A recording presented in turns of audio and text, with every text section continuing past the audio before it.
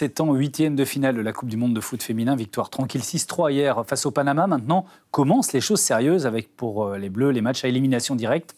Ce sera mardi prochain à Adélaïde en Australie. Ce sera certainement la Colombie ou l'Allemagne. On sera fixé en début d'après-midi. Bonjour à vous, Élise Léger.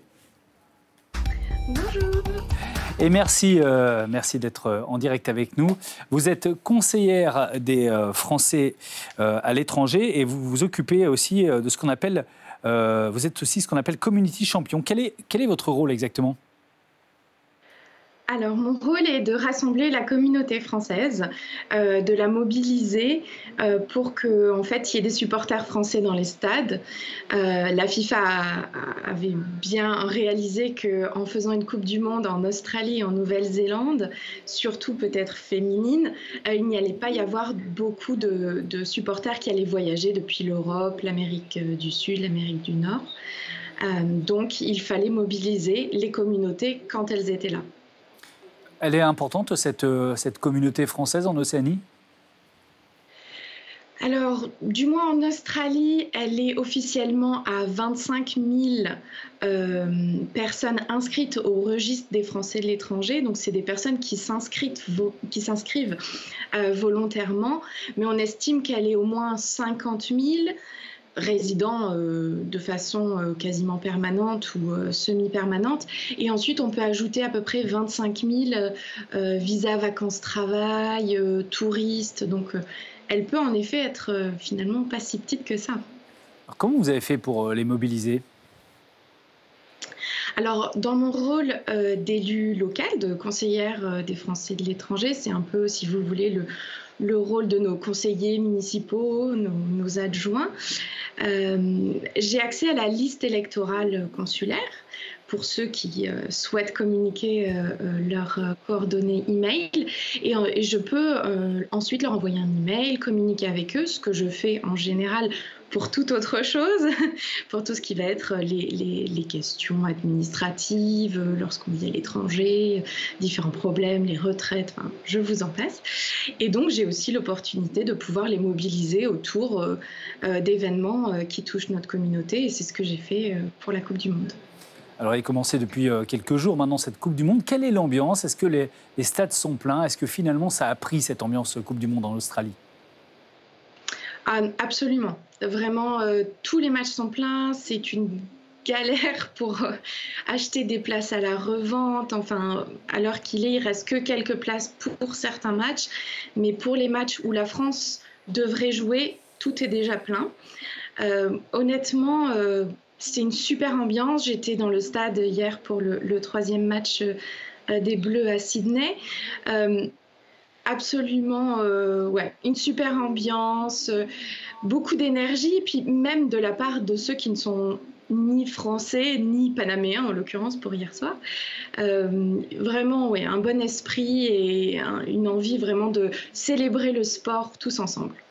Il y a des noms qu'on commence à bien connaître maintenant dans le foot féminin, des stars auxquelles se référer, comme Eugénie Le Sommer ou Wendy Renard.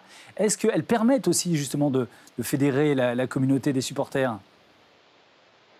Oui, je pense surtout, on va dire, depuis la précédente Coupe du Monde de 2019, puisqu'elle était en France. J'imagine qu'on a aussi pas mal parlé de cette Coupe du Monde, bien plus que des précédentes. Et puis, des personnes comme Eugénie Le Sommer ou Wendy Renard, c'est leur 4e ou 5e, je crois, Coupe du Monde. Donc voilà, elles ont déjà participé. Eugénie Le Sommer a célébré son 90e but en sélection contre le Brésil. Donc c'était des bons moments. Et je pense que les Français commencent à même connaître aussi les autres joueuses. Le foot féminin n'a cessé de gagner en notoriété. Vous l'avez dit, il y a eu la Coupe du Monde en France. Il y a aussi les clubs, notamment l'Olympique Lyonnais et le Paris Saint-Germain. Est-ce que ce qui nous manque maintenant, finalement, c'est un grand titre pour l'équipe nationale ? Oui, absolument, parce que en termes de compétition pendant l'année, pendant la saison, en effet, l'OL a gagné, je ne sais plus, 12 fois, je crois, la Ligue des Champions, enfin quelque chose comme ça. Donc clairement, on a un sacré savoir-faire pour aussi faire grandir les joueurs en général, hommes ou femmes. Il y a une Australienne, Ellie Carpenter, qui joue à l'OL, par exemple. Donc on a vraiment des internationaux, les meilleurs, parmi les meilleures joueuses du monde, qui jouent donc au PSG et à l'OL. Oui, il est temps qu'on ait un sacre pour bien montrer comment on peut vraiment former d'excellentes joueuses. En un mot, Élise Brun, puisque vous avez vu pas mal de matchs, elles peuvent aller jusqu'au bout, vous y croyez ? Je pense que oui, parce que vu le match qu'elles ont fait contre les Brésiliennes, on s'y attendait pas du tout. Elles étaient vraiment Elles avaient vraiment tiré les bonnes conclusions des peut-être un peu échecs face aux Jamaïcaines du premier match. Et elles ont vraiment bien su jouer ensemble. Le match d'hier, c'était un peu ce qu'on dit l'équipe B, entre guillemets, mais c'était une bonne occasion pour que toutes puissent jouer et avoir aussi un petit peu un sentiment du stade plein qui les soutient. Donc c'est peut-être aussi pour ça on a encaissé ces 3 buts, mais c'était vraiment un beau match. Il y avait une super atmosphère et on ne s'est pas ennuyé du tout. Hein. Pas du tout. Pas. Quand il y a 9 buts, ça va. Merci beaucoup, Élise Brun, d'avoir été en direct depuis Sydney avec nous. Et on espère effectivement que cette équipe de France de foot féminin va aller loin dans cette Coupe du Monde. Merci beaucoup. Il est